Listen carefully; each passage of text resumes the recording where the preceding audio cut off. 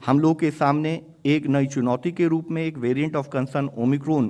पिछले कुछ दिनों पहले नोट किया गया था, जिसके बारे में हम आपको बताना चाहेंगे। इसमें अगर हम देखें तो हम पाते हैं कि 24 नवंबर को पहला केस ओमिक्रॉन का साउथ अफ्रीका के गौटैंग प्रोविंस में नोट किया गया था और 26 जनवरी को, यानी कि अधिक टाइम ना लेते हुए भी 26 जनवरी को WHO ने उसको वेरिएंट ऑफ कंसर्न के रूप में घोषित किया। माननीय प्रधानमंत्री जी के लेवल पर जैसे ही यह न्यूज़ आई, एक डिटेल्ड इसके बारे में रिव्यू किया गया। इसके इम्प्लीकेशन को एनालाइज करते हुए देश में कोविड से संबंधित क्या कार्य करें उसके संबंधित दिशा निर्देश दिए गए। साथ ही देश की travel advisory, international travel advisory को रिवाइज किया गया, जो कि 1 दिसंबर से एप्लीकेबल है। हमारे देश में पहले 2 केस जो कि कर्नाटक से आए थे उनको 2 दिसंबर को नोट किया गया और अभी ओवरऑल 25 केस ओमिक्रॉन के पॉजिटिव के देश में पाए गए हैं। अगर हम ऊपर का यह टेबल देखें तो पाते हैं कि कैसे देशों की संख्या, जो देश ऐसे हैं जो कि ओमिक्रॉन जहां पर केसेस पाए जा रहे हैं कैसे बढ़ती जा रही है। तो हम देखें कहाँ शुरू में 24 नवंबर में 2 देशों में केसेस पाए गए थे, उसके बाद बढ़ते बढ़ते अब 59 कंट्रीज अक्रॉस द वर्ल्ड हमने ओमिक्रॉन के केसेस को देखा है। इसी के साथ ही अगर हम इस ग्लोबल सिनेरियो को देखें तो इस 59 कंट्रीज में 2936 टोटल ओमिक्रॉन केसेस पाए जा चुके हैं। साथ ही 78,064 प्रोबेबल ओमिक्रॉन केसेस, यानी कि वह केसेस जिनका अभी भी होल जीनोम सीक्वेंसिंग सैंपलिंग चल रही है, बट हो सकता है कि वह ओमिक्रॉन पॉजिटिव हों, उस के बारे में भी अभी होल जीनोम सीक्वेंसिंग और टेस्टिंग की जा रही है। अगर हम देखें कि उसमें ये ओमिक्रॉन केसेस किन कंट्रीज में अधिक संख्या में पाए जा रहे हैं, तो देखते हैं कि यूनाइटेड किंगडम में 817 केसेस, डेनमार्क में 796 केसेस और साउथ अफ्रीका में 431 ओमिक्रॉन पॉजिटिव केसेस अब तक पाए जा चुके हैं।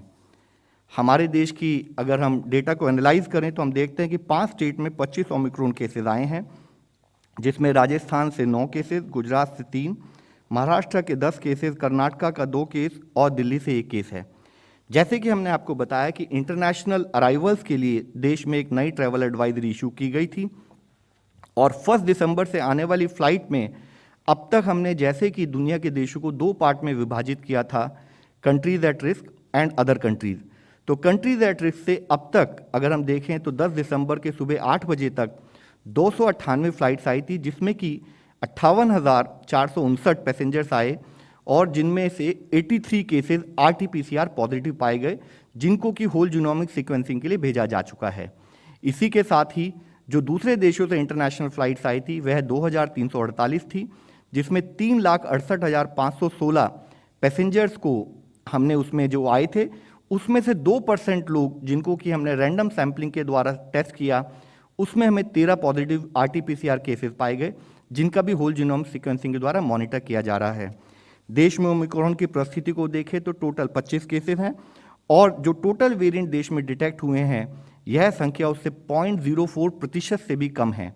मुख्यतः विषय जो हम आप लोगों के सामने रखना चाहेंगे,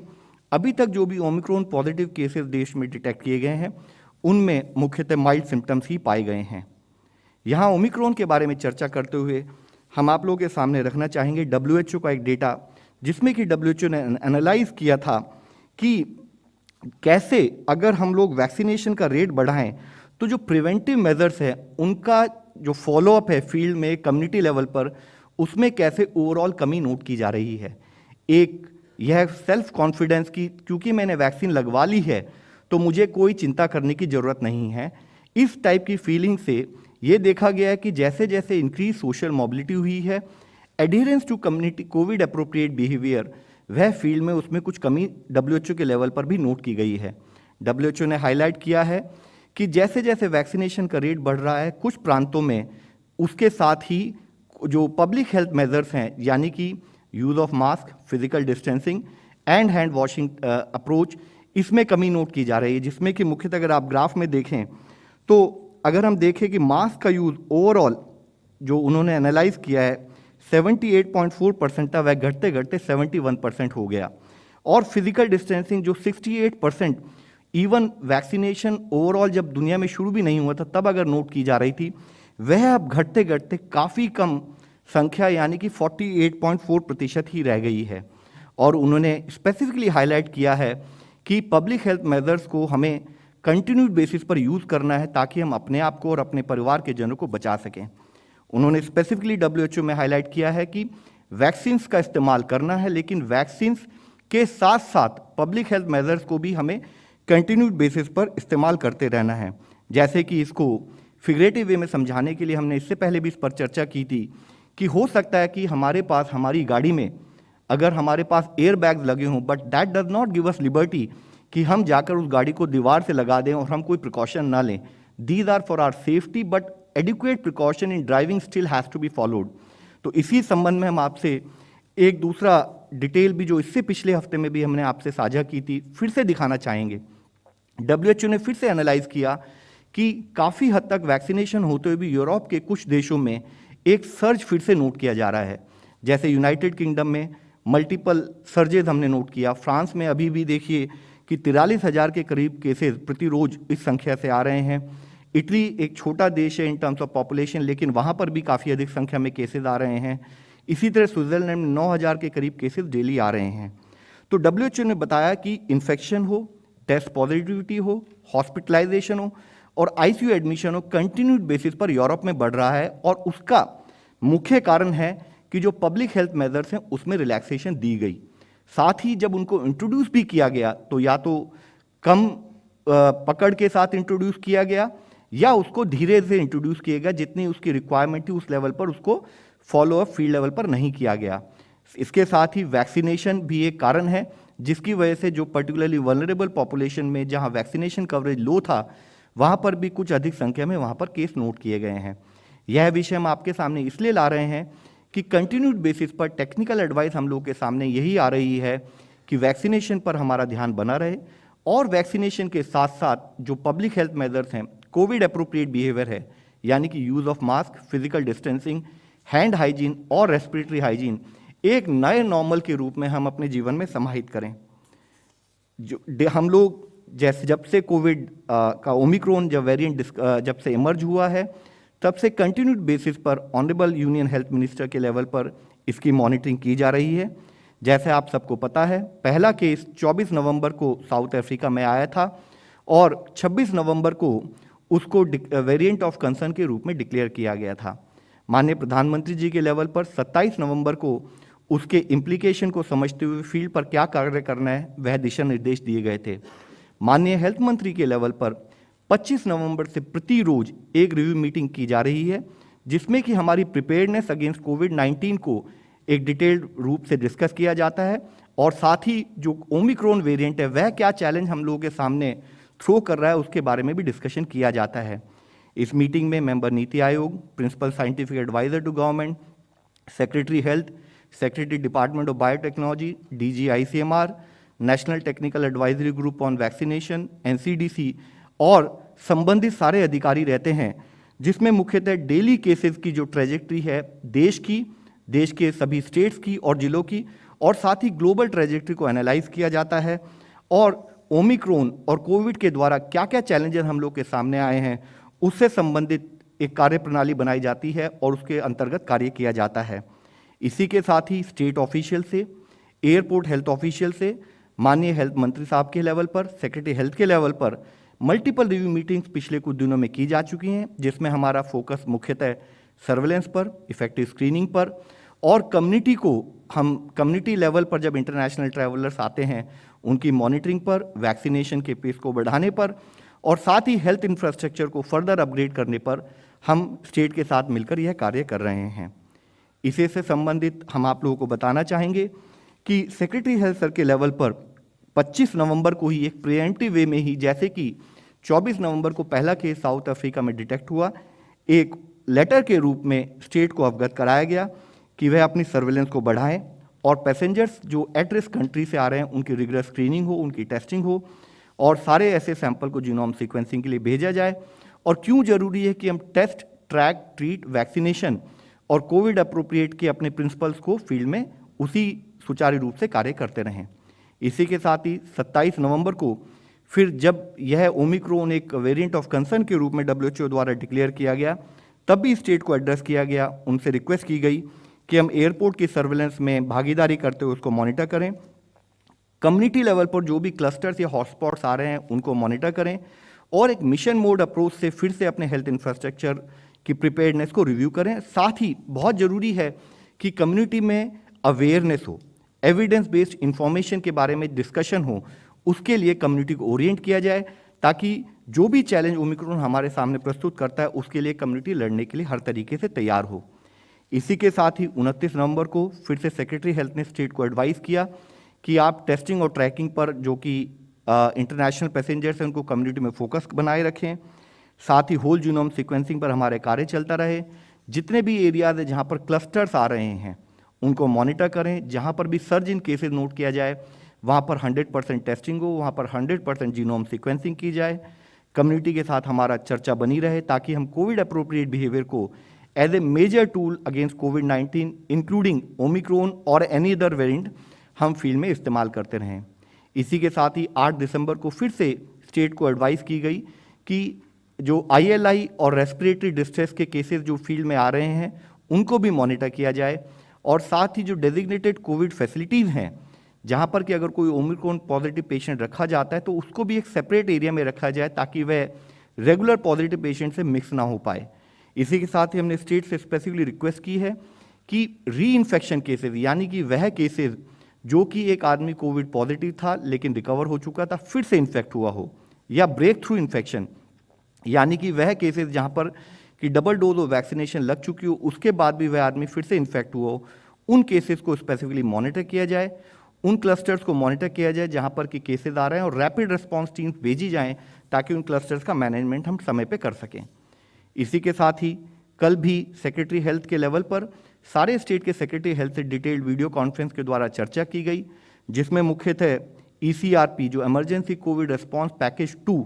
जिसके तहत 23,000 करोड़ हेल्थ इंफ्रास्ट्रक्चर प्रिपेयर्डनेस के लिए देश के लेवल पर सैंक्शन किया गया था, उसके अंतर्गत यह रिक्वेस्ट की गई है कि हम असेस करें अवेलेबिलिटी ऑफ हमारे एग्जिस्टिंग इंफ्रास्ट्रक्चर, चाहे वो ICU बेड्स हों, ऑक्सीजन बेड्स हों, उनको ऑगमेंट करें। हमारा फोकस रूरल एरियाज़ पर और पेडियाट्रिक केसेस पर बना रहे। मुख्यतः होम आइसोलेशन प्रोटोकॉल उसको रिविजिट किया जाए, उसको रीस्ट्रेंथन किया जाए और इंश्योर किया जाए कि जो भी केसेस होम आइसोलेशन में हो, चाहे वह स्पेशल टीम्स के द्वारा, चाहे कॉल सेंटर के द्वारा, चाहे ई-संजीवनी टेलीमेडिसिन के ऐप के द्वारा, उनको घर पर रहने वाले सभी केसेस को मॉनिटर किया जाए। अपने हेल्थ वर्कर्स को ओरिएंट एंड रीओरिएंट किया जाए with based on new evidence. और साथ ही जितने भी बेड्स की अवेलेबिलिटी है हमने स्टेट से रिक्वेस्ट की है कि उसको ऑनलाइन पद्धति के द्वारा डिस्प्ले किया जाए और जहां तक फिजिबल है इवन अगर वो बेड अलॉटमेंट भी ऑनलाइन पद्धति से कर सकें तो वह भी बहुत अच्छा रहेगा। साथ ही हमने उनसे कहा है